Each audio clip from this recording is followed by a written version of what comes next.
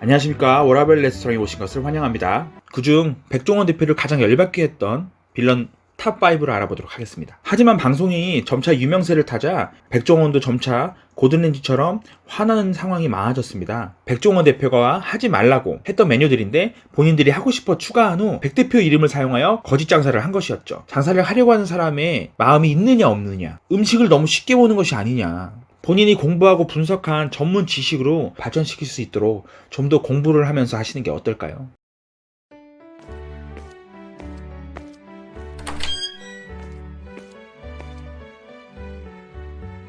안녕하십니까. 워라밸 레스토랑에 오신 것을 환영합니다. 어서오세요. 저는 워라밸 레스토랑을 관리하고 있는 임점장입니다. 반갑습니다. 네, 오늘의 메뉴는 오늘은 현재까지도 인기리에 방영 중인 골목식당에 대해 얘기해 보려고 합니다. 네, 골목식당은 2018년 1월 시작한 SBS 예능 프로그램으로 백종원 대표가 각 식당의 문제 케이스를 찾아내고 해결 방안을 제시해주는 모습으로 큰 관심을 받고 있는 프로그램입니다. 하지만 방송이 점차 유명세를 타자 여기에 편승하려는 소위 장사를 접는 게 나을 정도 수준의 가게들까지 앞서터 끼어들자 백종원도 점차 고든렌지처럼 화나는 상황이 많아졌습니다.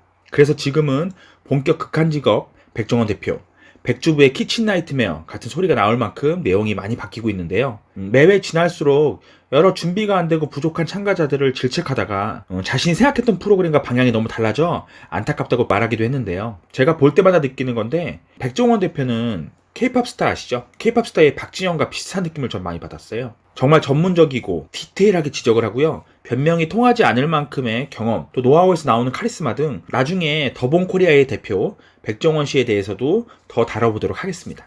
그리고 이 골목식당 프로그램에 더 재미를 느끼게 하는 건 계속 나오는 빌런들의 출연입니다. 히어로물이 계속되기 위해서는 점점 더 강력한 빌런이 끊임없이 등장해야 되죠. 마치 드래곤볼처럼요. 그리고 골목식당 제작진들은 파도 마르지 않는 빌런의 세밀함도 갖고 있는 건지 계속해서 새로운 빌런들을 등장시키고 있습니다. 그만큼 준비 없이 장사를 시작하신 분들이 많다는 것이고요. 골목식당은 그간 수많은 빌런들을 탄생시켰습니다. 그들을 지켜봐왔던 백종원은 방송 내내 여러 차례 분노를 했었죠. 개선을 위한 노력을 하지 않거나 백종원으로부터의 장사 비법만 캐가려고 하거나 도저히 나아질 가능성이 보이지 않고 또 배울 준비도 하나도 안 돼 있고 본인 주장만 한다는 등 빌런들은 다양했습니다. 그중 백종원 대표를 가장 열받게 했던 빌런 탑5를 알아보도록 하겠습니다. 첫 번째는 아주 유명한 2대 백반집입니다. 2대 백반집은 골목식당 빌런으로는 손꼽히는 대표적인 곳이라 할 수 있습니다. 백종원 대표에게 솔루션을 받은 뒤 장사가 잘 된 것에 비해 2대 백반집의 후기는 혹평이 많았죠. 바뀌어버린 맛과 백종원이 솔루션 해줬다는 새로운 메뉴들이 등장했기 때문인데 실은 새로운 메뉴들은 백종원 대표가 하지 말라고 했던 메뉴들인데 본인들이 하고 싶어 추가한 후 백 대표 이름을 사용하여 거짓 장사를 한 것이었죠. 백 대표가 솔루션 해준 메뉴라는 둥. 그 후에 점검 방송에서는 백 대표님과 그쪽 사장님과 같이 속상해서 울고 초심으로 돌아가겠다고 하며 잘 끝나는 줄 알았는데요. 한 유튜버가 가서 후기 촬영을 했었는데 악의적으로 안전 장면만 촬영을 했다. 골목식당 측과는 싸울 의사도 있다 라는 그러한 얘기를 했고요. 또 그 후기 영상에서는 현금 영수증을 하려는 고객에게 바쁠 땐 카드 결제하면 안 되냐, 굉장히 불친절한 모습을 보였고요. 그 고객이 나가신 후에는 다른 손님이 있는데도 노인네가 그런 걸 왜 하려 한다며 충격적인 뒷담화까지 했었죠. 이런 모습을 봤을 때는 바뀌질 않을 것 같고요. 또 손님이 많이 떨어졌다는 얘기가 들리고 있습니다. 네, 두 번째는 둔촌동 튀김덮밥집입니다. 네, 둔촌동 튀김덮밥집은 사장이 원래 카레를 하고 싶었다고 합니다. 젊은 여사장님인데요. 하지만 카레에 자신이 없어서 덮밥류로 장사를 시작하셨는데 외식업 초보답게 급한 마음에 시간이 안 된 채 덜 익은 튀김을 꺼내는가 하면 기름 제거도 하지 않았고 아울러 손님들의 맛평가가 좋지 않은데도 우리 건 맛이 변할 게 없다는 이런 당당한 태도를 보였죠. 손님이 뭘 주문했는지도 기억도 못하는 모습을 보였고요. 백종원 대표는 이곳의 문제는 메뉴의 맛, 종류, 아이템 등이 아니라고 했습니다. 이런 표면적인 것이 아닌 장사를 하려고 하는 사람이 잘 돼서 돈을 벌려고 하는 마음은 당연한 거예요. 기본적인 거죠. 근데 사장님한테는 백종원 대표가 이런 지적을 했습니다. 장사를 하려고 하는 사람의 마음이 있느냐 없느냐, 태도, 마음가짐의 문제를 지적을 했었죠. 그 후에는 카레집으로 리뉴얼 오픈을 했고요. 간이 강하고 짜다라는 얘기가 조금 있지만 유튜버들이나 고객들 후기에 괜찮은 평가를 들으면서 잘 운영이 되고 있다고 합니다. 네, 세 번째로 평택역 돈가스집입니다. 네, 평택역 돈가스집의 가장 큰 문제는 돈가스 소스였죠. 소스에 대한 자부심을 보였던 사장님인데요.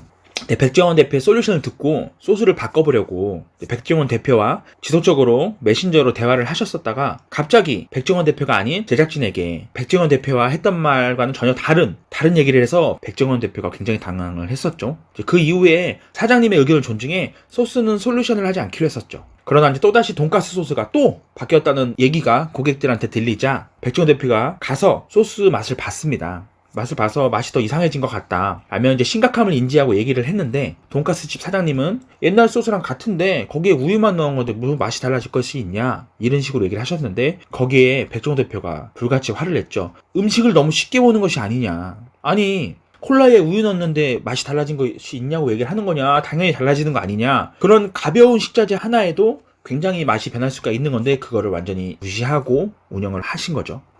제 개인적으로 응대에도 굉장한 문제가 있었는데요. 혼자 장사를 하셔서 그런지 모르겠는데 뭐 반말 응대, 바쁠 때마다 나오는 날카로운 말투, 또 메뉴에 있는 치즈 돈가스를 시키는데요, 뭐 상황에 따라 판매하는 등 불편한 점이 많았습니다. 뭐 지금은 다 극복하시고 뭐 정성을 다해 운영하고 있다고는 합니다.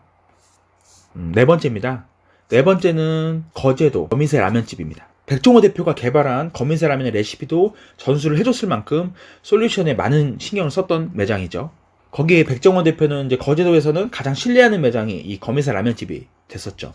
하지만 그 후에 SNS 후기들을 보게 되면 1인 1라면 요구, 현금 결제 요구, 그리고 톳 양이 적어졌다는 평들이 줄을 이었습니다. 그래서 혹시나 하는 마음에 이제 골목식당 팀이 실제로 점검을 했는데요. 해당 SNS 내용은 전부 사실인 걸로 밝혀졌죠. 점검 후 대화를 하는 과정에서 사장님은 둘러댈 뿐 백종원 대표를 정말 실망을 많이 시켰죠. 또 이전에 간절함은 온데간데 없이 이윤만 더 남기려고 하는 그런 모습으로 변해버렸죠. 거기에 백종원 대표는 이게 내가 가르쳐준 라면이냐, 초심을 다 잃어버렸다며 화를 냈었고요. 이제 그 이후 뭐 현금 강요나 1인 1라면 강요는 없어졌다고 합니다. 하지만 마투기는 들쑥날쑥하다고 합니다. 네, 다섯 번째입니다. 다섯 번째는 숙대 피자집입니다. 네, 이 숙대 피자집도 굉장히 논란이었었죠. 청파동 하숙골목편은 고로케집이랑 피자집이 나왔습니다. 이 두 집은 골목식당의 대표 빌런들이라고 할 수 있죠. 젊은 고로케 사장은 정말 아무 생각도 없이 장사를 시작한 분이고요. 여기서 주관적인 얘기를 하나 하면요, 이런 사람이 성공하면 안 돼요. 이런 사람이 성공한다면 정말 대한민국에서 살기 싫어집니다. 이 두 집 중에서 특히 피자집은 처음부터 끝까지 정말 쇼킹한 상황들의 연속이었죠. 어설픈 조리 과정은 물론 신내가 나는 쉬어버린 피자를 제공을 했었고요. 또 시식단이자 잠재 고객인 숙대 여대생들에게 정말 쇼킹한 응대와 음식을 대접을 했었죠. 면이 너무 불었다고 말하는 시식평가단에게 그걸 제가 펴드릴 수도 없고 뭐 그냥 남기실래요? 라는 역대급 응대를 했었죠. 또한 손님이 몰릴 때에도 한 번에 피자 한 판밖에 굽지 못해서 손님들을 무조건 기다리게 했고요. 이 영상이 나간 후에 골목식당 주장 논란이 있을 정도로 많은 뒷얘기들이 있었습니다. 주방이 너무 깨끗하다, 골목식당을 하려고 구매한 식당 같다, 건물주 아들이다, 저 장사한 적도 없다 등 많은 뒷말들이 있었는데요. 결국엔 골목식당에서 솔루션을 포기했었죠. 출연 이후 칠리덮밥으로 메뉴 변경을 했었다고 합니다. 맛은 괜찮았다고 하는데, 하지만 골목식당에 나오면 다 대박이라는 게 아닌 것을 증명하듯 지금은 폐점을 하고 유튜브를 하신다고 하네요. 저는 본연의 가게를 차려 성공을 하고 싶다면 백종원 대표만큼의 전문가는 아니더라도 자신이 하려는 분야의 전문가가 돼 있어야 된다고 생각합니다. 그게 나 혼자 생각하는 전문가라고 하더라도요. 백종원 대표에게 지적받을 때 아무 말도 못하고 말도 안 되는 개인적인 변명만 늘어놓는 게 정말 속상했습니다. 적어도 본인이 하는 일인데 충분히 인지를 하시고 조사하고 머릿속으로 계산하면서 가게 운영을 하셨어야 되는데 너무 쉽게 보고 뛰어들어서 전문 지식 하나 없이 우격다짐으로 운영하시는 게 아닌가 생각이 듭니다. 하지만 사실 운빨로만 성공한 사람도 많아요. 정말 아무런 지식 없이 하셨는데 대박이 나는 사람도 있고요. 그러나 언제까지 세상 탓만 하고 살 수도 없는 노릇이고, 본인이 공부하고 분석한 전문 지식으로 발전시킬 수 있도록 좀 더 공부를 하면서 하시는 게 어떨까요? 정말 많은 유튜버들이 출연했던 매장들을 방문해서 솔직한 리뷰나 후기 영상을 만들어 올리고 있습니다. 저 또한 그 영상들을 많이 참고했고요. 역시 공중파의 힘을 느낄 수가 있었고 또 굉장히 신기했습니다. 왜 그러냐면 솔직하게 진실되게만 한다면 시청자들을 대변하는 미스터리 샤퍼들이 이렇게 많다는 얘기가 되니까요. 네, 그리고 인터넷상에서는 이런 얘기도 돈답니다. 친구분들이든지 동료분들끼리 얘기를 한답니다. 우리들 다 퇴사를 하고 같은 동네에 가게를 내자. 가게를 내서 골목식당 신청해갖고 솔루션 받아서 성공하자. 그래서 돈 한번 땡기고 팔아서 이윤을 남기자. 라는 얘기도 돌 정도로 안 좋은 영향들도 있다고 합니다. 네, 오늘의 영상은 여기까지입니다. 네, 고객님, 오늘도 즐거운 시간 되셨나요? 저희 워라벨 레스토랑의 메뉴는 공짜입니다. 다음 시간에도 유익한 정보로 찾아오도록 하겠습니다. 감사합니다. 안녕히 가세요.